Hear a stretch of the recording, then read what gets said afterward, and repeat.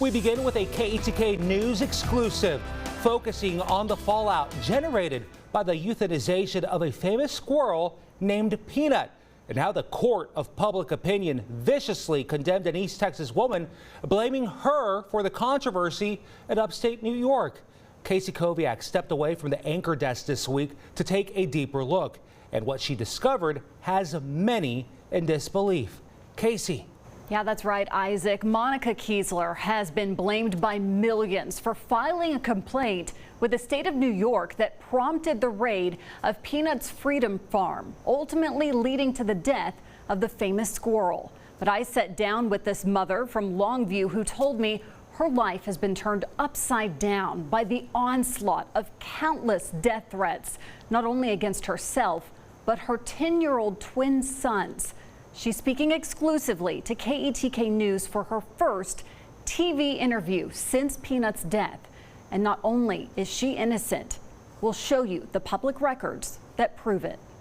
New York State's Department of Environmental Conservation, DEC, raided his home and took the squirrel and this pet raccoon that he has. It was the euthanization heard round the world. A beloved squirrel named Peanut and a raccoon named Fred, with millions of followers on social media whose lives were cut short by government officials in upstate New York. It was the best thing that ever happened to us. Their shocking deaths leaving fans across the globe both devastated and outraged, including Monica Kiesler and her twin 10-year-old boys in Longview, Texas.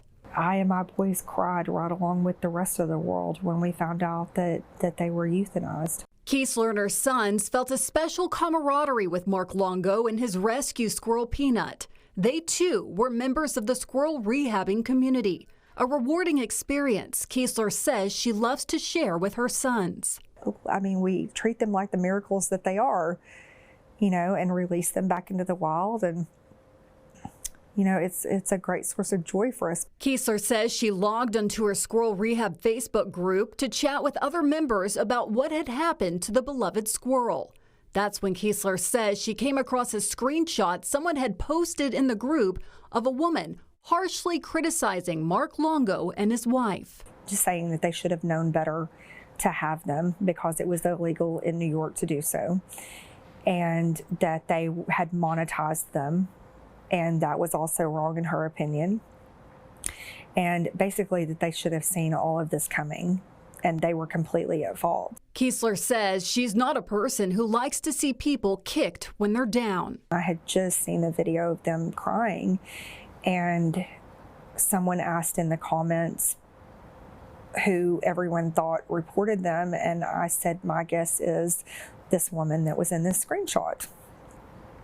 1,000 times before, shared my opinion on social media, didn't think anything of it. But just 5 minutes later, a post was shared with Kiesler that would quickly turn her world upside down. She had screenshotted my Facebook page with my picture on it and where I lived, and it had 2 text boxes added to it, and they said that I was the one that reported them and that she had proof and that I had been bragging about it on my own Facebook page. Within moments, Kiesler says an onslaught of threatening calls and texts started coming in so rapidly she had a hard time grasping what had just happened. I had heard of doxing before, but it's not real. It's sometimes not real in life if it doesn't happen to you, and you don't, there's no way you can fully grasp how it feels or what it's even like until it happens to you. And so at first I panicked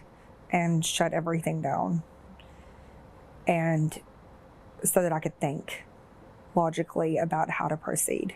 Kiesler says she could feel the weight of her emotions pulling her to a new level. One thing I've never really been is scared.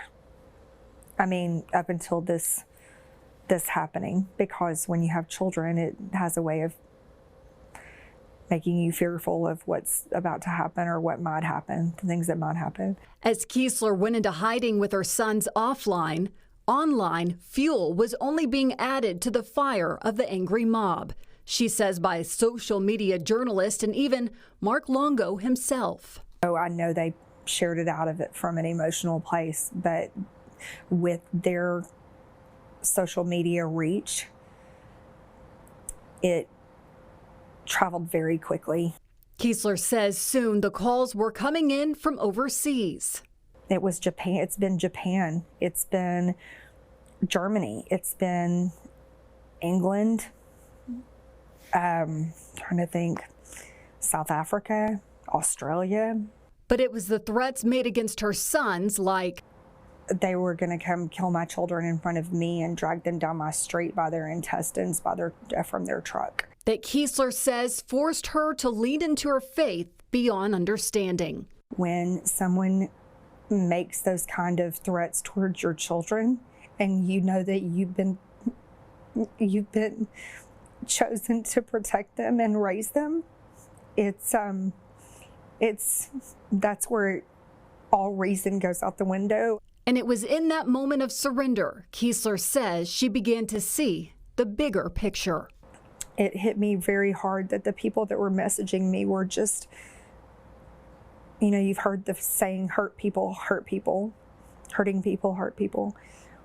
There are a lot of hurting people in our world. Choosing not to add to the hurt, Kiesler says she instead focused on the perfectly timed God wink moments, showing her in this battle she wasn't alone. I have an army of people that I know, and I have an army of people that I don't know personally that have reached out to let me know that they have my back, and it's been comforting in the midst of the darkness. And that army happened to be the driving force leading Kiesler to the information that would prove her innocence. And I had tried to reach out myself to the DEC to try and find someone that would be willing to give me something official that would clear my name from as being one of the complainants or being accused of being one of the complainants. Kiesler says thanks to her network of fellow rehabbers, they were able to ultimately connect her to the lead counsel, whose name is also Monica,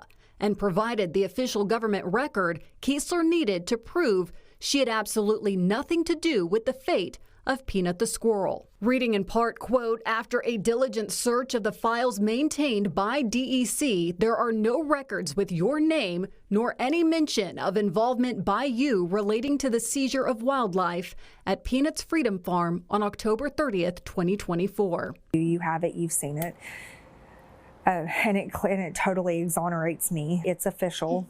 And I know I didn't. God knows I didn't. My kids know I didn't. My family and friends know I didn't. And that is ultimately what means the most to me. Kiesler says this experience has taught her the collective heart of humanity is wounded. The language that people felt comfortable using with a stranger, they don't know that I donate my time to an organization called Now I Lay Me Down to Sleep, where I go photograph babies in hospitals that are not expected to make it, so their families have custom portraiture to remember them by, to remember holding them by. They don't know that I've raised baby animals. They don't know that I went through 7 rounds of in vitro and 4 losses of my own to have my boys. They don't know me. They don't know me. And they didn't take the time. They didn't ask. To the people who watch this interview, what do you hope they take away from it? I hope that they not only think before they speak to anyone, but think before they post on social media. Think that there's a human on the other end of that, and that there are other humans associated with that person that you have the potential of doing serious damage to. Kiesler says in life's darkest moments, trust that it's all part of your greater purpose. God will use your darkness to make other people not feel so alone. He will use your darkness to serve other people in 100 different ways. It's just, you just have to learn to sit still and just be still. Just be still and wait. And that's what Monica told me she plans to do as well. Now, by going public with this information, Monica hopes the threats will eventually come to an end. But during our conversation, I could also tell she was still worried about the damage caused to her photography business, which is her passion, and that's how she supports her family. Tonight, I noticed that there are still some fake pages floating out there, grossly misrepresenting Monica and her moral values. So I wanted to show you what her real business logo looks like right here. Now, when I asked her what's the most impactful way we as East Texans can support her, she simply said, "Please hire me to take your pictures." So we have a link to her business on our website, KETK.com. Reporting in studio, Casey Koviak, KETK News. Casey, thank you for all of your hard work this week putting that amazing story together.